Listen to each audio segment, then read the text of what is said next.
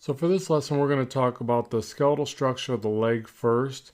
That way we can discuss some of the bony landmarks and what to look out for. And this really allows you to make more sense of the anatomy and understand why it looks the way that it does when you attach the larger forms over these specific areas. So notice a large ball-like mass on the upper portion of the femur. This is the greater trochanter. And I want you to pay special attention to the angle in which it comes down and meets the knee joint area. Also, there's some real important landmarks here, one of which is the ACES, which you can see right here. It's that little comma-like description of the form, the protrusion on the front of the pelvic girdle, and it rests along the iliac crest. And this is a good one because we're going to use that to place quadriceps.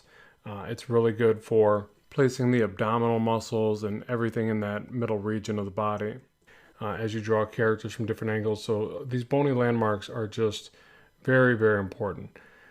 So you can see here by the curvature of it and the angling of it that it's not as easy to discern just by looking at a person.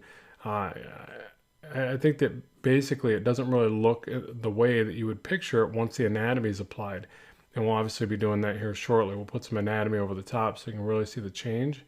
So again, this is the femur right here. That's the the big powerful bone of the leg, the upper leg.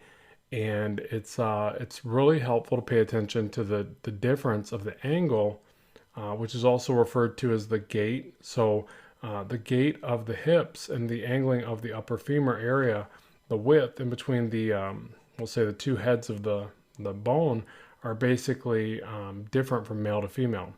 Now, as far as the overall height of the legs, from the head of the femur down to the knee joint, it's roughly the same distance from there as it is from the knee all the way down to the bottom of the foot.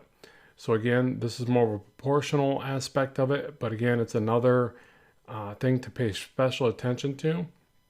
What I also like to point out here is that the tibia being on the front, but that fibula being very much to the side or lateral side of the leg. And again, this is important because we start to realize that when we draw out the leg that there's really only 2 points that you can kind of see that bone, and it's that bony protrusion of the top of the fibula and then the ankle. And then notice too that the inner ankle is much higher than the lower ankle, and now we're aware that one is the tibia and one is the fibula. So this is again something that I think that you have to draw the skeletal structure to really start to grasp and pay attention to.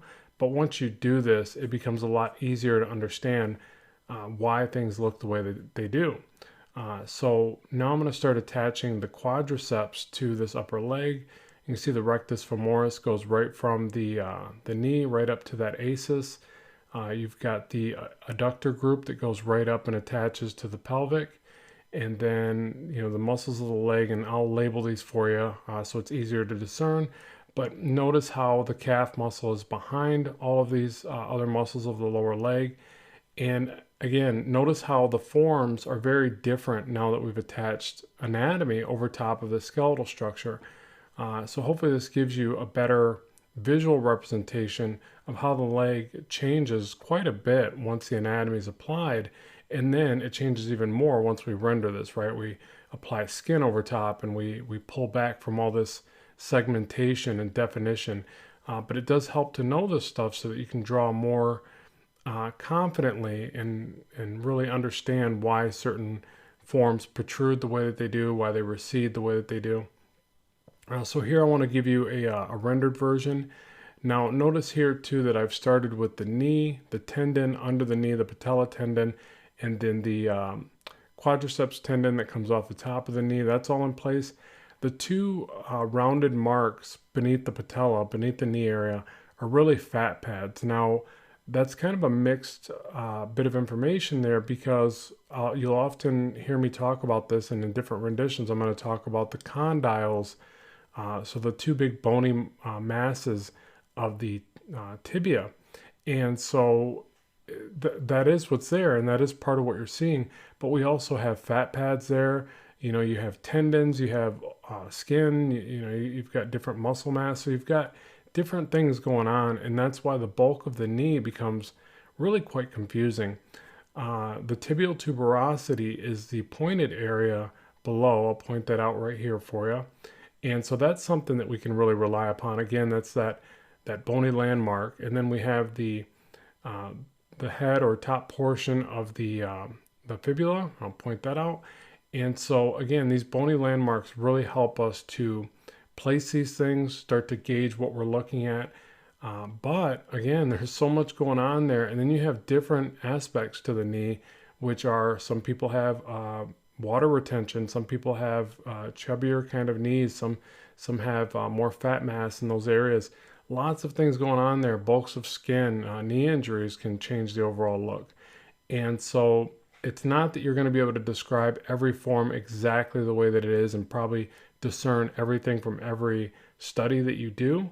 But again, it goes into understanding it and then being aware of it, and then maybe just relying a little bit more on the things that you do know, and maybe blending back and away from the things that you know less about.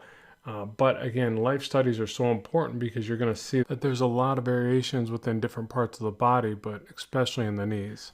For instance, you have people that have bow legs, you have people that have knock knees. So that's just the inverted kind of posturing or angling of the femur. And then also to compensate for that, the lower legs will either bend out or in.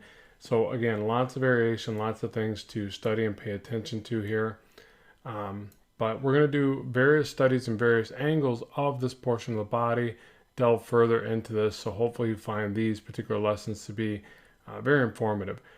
So with that, let's move on to our next lesson.